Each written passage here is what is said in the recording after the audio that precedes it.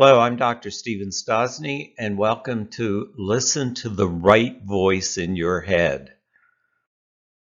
In love relationships, we tend to make the same mistakes over and over. You probably don't need me to tell you that. Though we know better, at the point of behavioral choice, we listen to the wrong voice in our heads. There are at least 3 internal voices when we're emotionally aroused. The first comes from the toddler brain. That's the part that's fully developed by age 3. It's self-obsessed, impulsive, blaming, denying, or avoiding. The second voice is a distant echo. That can be from parents, siblings, peers, or even friends that we've made since adulthood. The third voice comes from the adult brain. That's aware of other perspectives, fair, rational, and compassionate.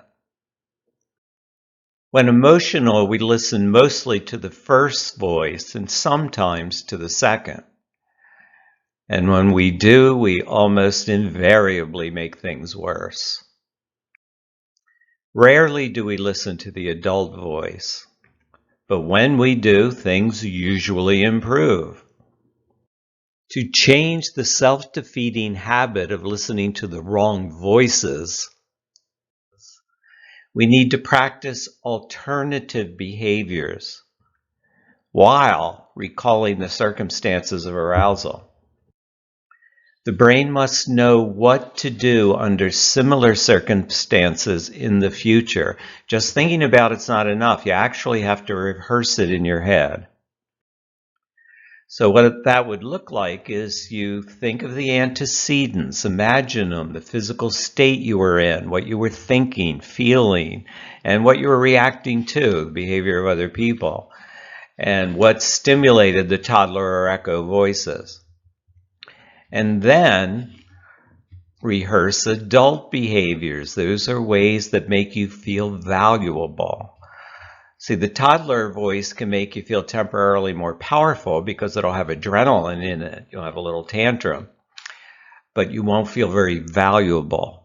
What makes us feel valuable is our ability to improve, to appreciate, to connect to people we love, and to protect them. Now, here's an example. A man tells his wife that he had an emotional connection with another woman while he was on a business trip, and that he wants to transfer that energy to his marriage. He assured her that there was no sexual contact, but that he did feel close to her, and he wants to feel that way with his wife. You know, this sounds awfully naive, but I believe his intentions were right. He just didn't think it through. Well, it came from, he acted on the toddler brain, not the adult brain. He was surprised when she was hurt by what he told her. Although sympathetic to her pain, he listened to the toddler voice and blamed the lack of connection in their marriage on her.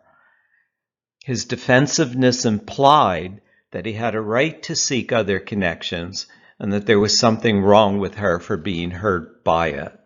Now, of course, that was a disaster, causing a lot of pain. The antecedent conditions were he was tired from the trip, but he was excited to tell her how the connection, if they applied it to their marriage, could improve their whole relationship.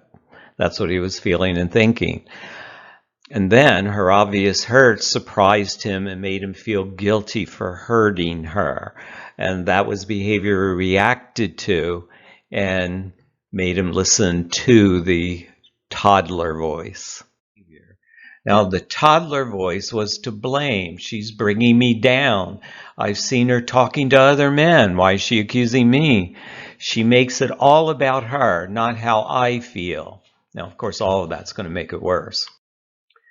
The echo voice is, Dad told me not to marry her. Friends say, don't let her control you. You know, those kinds of voices from friends are usually playing out their own relationship issues. And they almost always make it worse. Now, the antecedent adult correction is in the future when I'm tired and excited to tell her something, I'll think of what it will mean to her in her perspective, not just my own. See, you have to have binocular vision in a love relationship, being able to see both perspectives at the same time. It's not just what I want to say. I have to think of how you're going to hear it. So the adult voice would look like this. Comfort her, reassure her about my love and the security of our relationship.